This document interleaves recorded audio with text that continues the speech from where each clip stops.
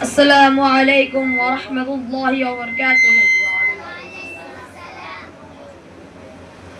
الحمد للہ الذی لم یزل ولا یزال والصلاة والسلام علی محمد صلی اللہ علیہ وسلم وعلى آلہ واصحابہ صاحب الکمال، اما بعد فقد قال اللہ تعالی فی القرآن المجید والفرقان الحمید: أما الذين سعدوا ففي الجنة خالدين فيها فأما الذين شقوا ففي النار۔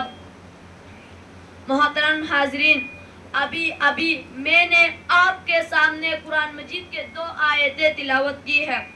اس کا سادہ سا ترجمہ یہ ہے کہ جو لوگ خوش قسمت ہے وہ جنت میں ہے، اسی طرح جو لوگ بدبخت ہے وہ جہنم میں ہے۔ اس دنیا رنگ وبول میں جب انسان آنکھیں کھولتا ہے تو دنیا اسے چاروں طرف سے گھیرنا شروع کر دیتی ہے۔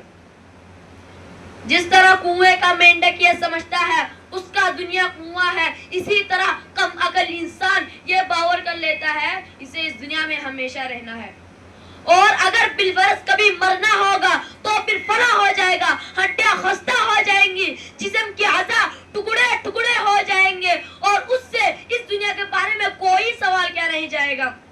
مگر اس دنیا میں انبیاء علیہم السلام تشریف لائے، انہوں نے بتایا کہ تمہاری یہ تصور انتہائی غلط ہے، یہ دنیا امتحان کا ہے، یہاں تم آزمائش کے لیے بھیجے گئے ہو، یہاں کی تمہاری ہر حرکت اور ہر سکون کا حساب ہوگا۔ اگر اس دنیا کے رہنے والے انسان نیک عمل کریں گے، صحیح راستے پر چلیں گے، خالق کائنات کے احکام مطابق اپنے زندگی گزاریں گے تو پھر مرنے کے بعد کامیابی ان کی قدم چومے گی۔ اگر اس دنیا کے بسنے والے انسان سرکشی اور غرور کے راستے پر چلنا چاہے گا، خداوند قدوس کا احکام کا نافرمانی کرے گا، اللہ کے بنائے ہوئے زمین پر اکڑ کر چلنا چاہے گا، تو ایک دن آئے گا اس سے اپنے کیے کا ہر حساب دینا ہوگا۔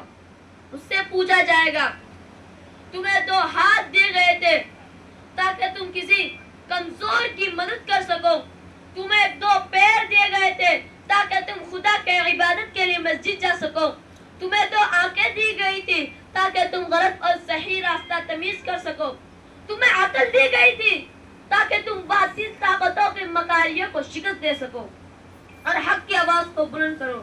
کیا تم لوگوں نے ایسا کیا؟ ایسا نہ کیا تو پھر تم دیکھو گے یہ جہنم کی دیکھتی آگ ہے، اس میں تمہیں ڈالا جائے گا۔ محترم دوستو، اس دنیا میں چند دن رہنا ہے، بادشاہ ہو یا فقیر، سرمایہ دار ہو یا مزدور، کوئی ہو یا کمزور، عقل مند ہو یا بیوقوف، عورت ہو یا مرد، سب کو ایک دن یہ دنیا چھوڑ جانا ہے۔ یہاں کی سیم وزر، بان دولت، جائیداد، زمین، دکانوں و کوٹھیوں، کوئی آپ کے ساتھ نہیں جائے گا۔ ہمیں ان سب کو چھوڑ کر ایک ایسی جگہ جانا ہے جہاں ہماری نیک اعمال ہی کام آئے گی۔